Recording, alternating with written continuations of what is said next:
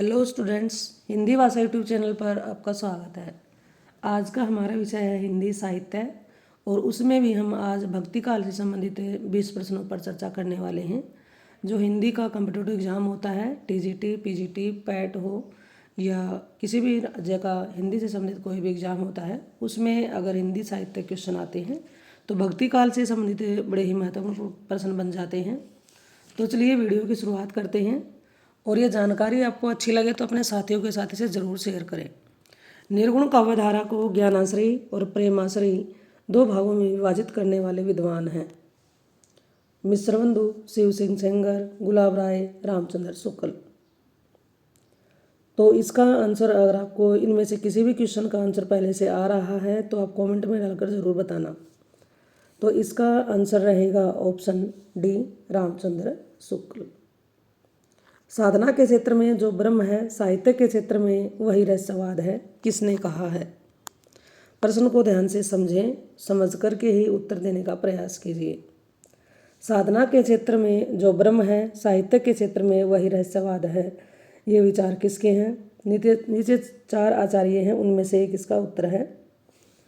तो इसका उत्तर रहेगा आचार्य रामचंद्र शुक्ल। विष्णु का सर्वप्रथम उल्लेख मिलता है यजुर्वेद, अथर्ववेद, ऋग्वेद, सामवेद। तो इसका उत्तर रहेगा ऋग्वेद में। वैष्णव धर्म के संस्थापकों में नहीं है रामानुज, माधवाचार्य, निम्बार्क, नामदेव। तो जी इसका आंसर रहेगा नामदेव। भक्ति आंदोलन का सूत्रपात उत्तर भारत में न होकर दक्षिण भारत में हुआ था, इसके मूल कारण में कौन सा था? कथन सत्य है। तो 4 ऑप्शन को देखते हुए इसका आंसर चलिए मैं बताती हूँ। दक्षिण भारत पूर्णतः क्या था? निरापद था।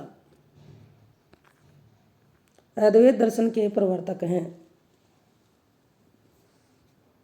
तो अद्वैत दर्शन के प्रवर्तक हैं शंकराचार्य। अगला हमारा है सूची 1 को सूची 2 से मिलाना है। तो इसको थोड़ा सा हम छोटा कर लेते हैं ताकि अच्छे से समझ में आ जाए। सूची 1 को सूची 2 से मिलाना है। अब चलिए शुरुआत करते हैं।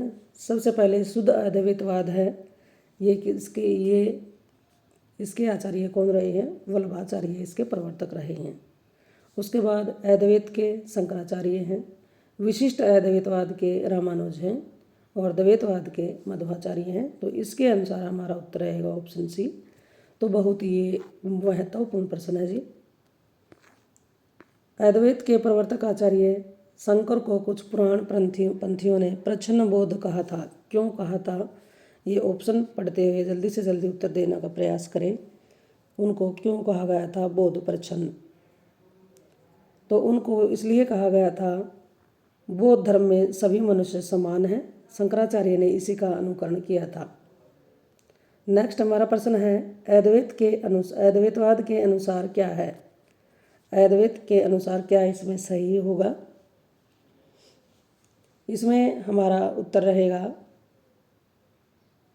जीव और ब्रह्म क्या हैं? एक हैं। अद्वैत अलग अलग नहीं हैं, 2 नहीं हैं। भक्ति आंदोलन को दक्षिण से उत्तर भारत लाने का श्रेय किसको है? तो ये श्रेय रहेगा रामानंद जी को।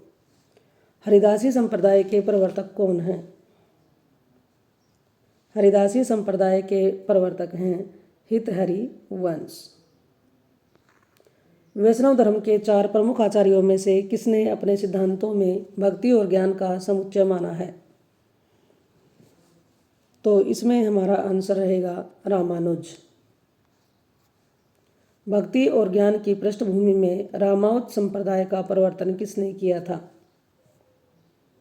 तो जी ये किया था रामानंद ने। वारकरी संप्रदाय के प्रवर्तक कौन हैं? तो वारकरी संप्रदाय के प्रवर्तक हैं ज्ञानेश्वर जी। श्री संप्रदाय के प्रवर्तक कौन हैं? जितने भी ये संप्रदाय हैं बहुत ही महत्वपूर्ण हैं, इनमें से 1 या 2 क्वेश्चन आ जाते हैं। श्री संप्रदाय के प्रवर्तक आचार्य का क्या नाम है?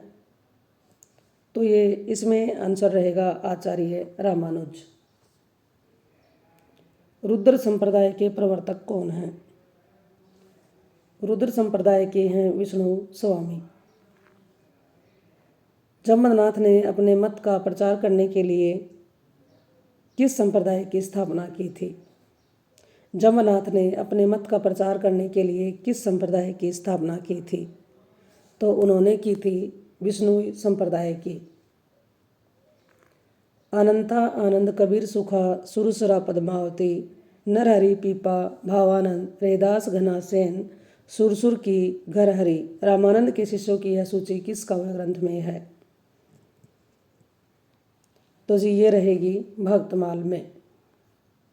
नेक्स्ट हमारा प्रश्न है, भक्त नामावली के लेखक कौन हैं? भक्त नामावली के लेखक हैं ध्रुवदास।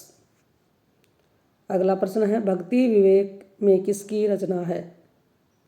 भक्ति विवेक किसकी रचना है? तो ये रचना है मलुकदास की। मूल गोसाई चरित के रचनाकार कौन हैं?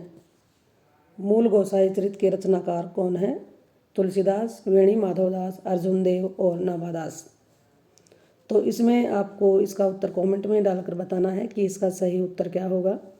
ऑप्शन हमारे हैं तुलसीदास, वेणी माधवदास, अर्जुन देव और नाभादास। तो स्टूडेंट्स, ये जानकारी आपको अच्छी लगी हो तो इसे साथियों के साथ, अपने साथियों के साथ शेयर ज़रूर करते रहें। वीडियो को लाइक कर दें और चैनल पर आप पहली बार आए हैं तो इस चैनल को सब्सक्राइब कर लें। फिर मिलते हैं एक और नई वीडियो नई जानकारी के साथ। इस चैनल पर आने के लिए आपका बहुत बहुत धन्यवाद।